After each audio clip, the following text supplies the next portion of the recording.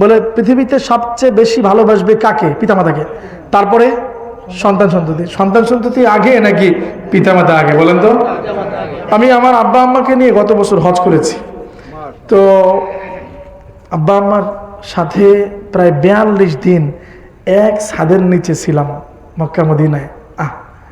আমার এই জীবনে এতদিন, এই ছোট্ট জীবন ছাড়া, শৈশব ছাড়া এত মানে এনজয় করেছি এই দিনগুলো।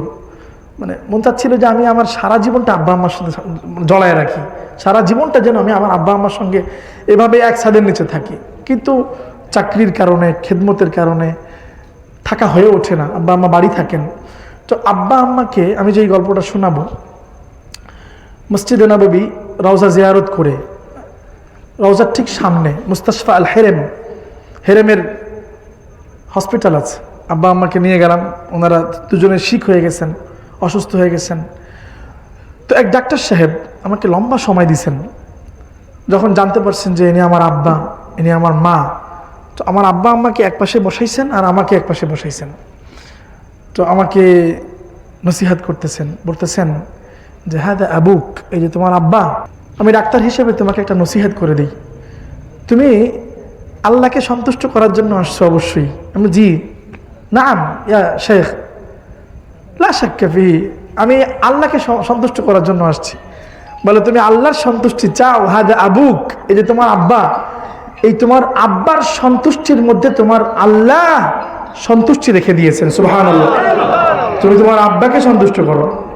প্রবাসী ভাইরা অনেকে আছেন, বাবা এত কষ্ট করে আপনাকে প্রবাস জীবনে পাঠিয়েছেন, লাখ লাখ টাকা খরচ করে, কয়েক বছর যাওয়ার পরে বাবাকে ফোন করে জানায়, বাবা আমার তো সংসার বড় হয়ে গেছে, আপনার নাতি নাতকুরো বাড়ছে, তো এখন তো আর টাকা পয়সা দেওয়া সম্ভব না। আছে না? আছে না? এরকম আপনাদের এই চাঁদপুরে নাই মনে হয়, আমাদের ওদিকে আছে। কিন্তু আপনার বাবার জীবনটা কোরবানি কইরা। আমার ডাক্তার সাহেবের কথা শুনে আমার চোখে পানি চলে আসছে। আমার আব্বাকে লক্ষ্য করে বলতেছে, তুমি তোমার আব্বাকে জানাও।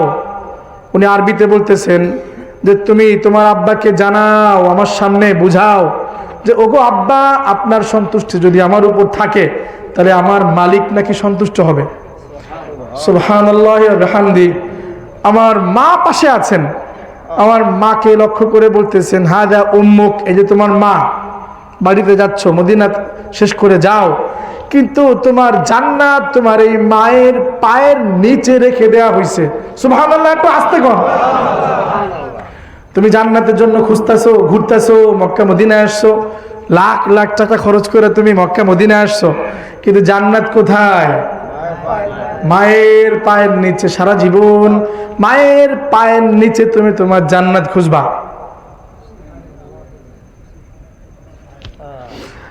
ডাক্তার সাহেব বলতেছেন, তোমার আম্মাকে বলো যে আমি তোমাকে কি বলছি। আমার আব্বাকে আমি বাংলায় বললাম, আব্বা জান। ডাক্তার সাহেব বলতেছেন, আপনি যদি আমার উপর রাজি হন তাহলে আমার মালিক রাজি হয়ে যাবে। আমার আম্মাকে আমি বলতেছি, আম্মা জান, আপনার পায়ের নিচে আমার জান্নাত।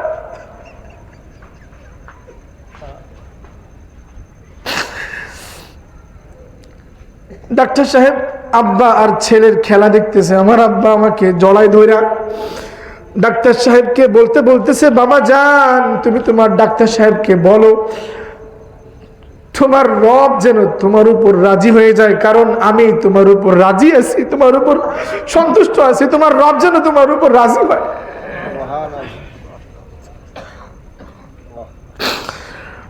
আল্লাহ তাআলা এই আয়াতকে সাজাইছেন, সবার আগে আব্বা আম্মাকে আনছেন।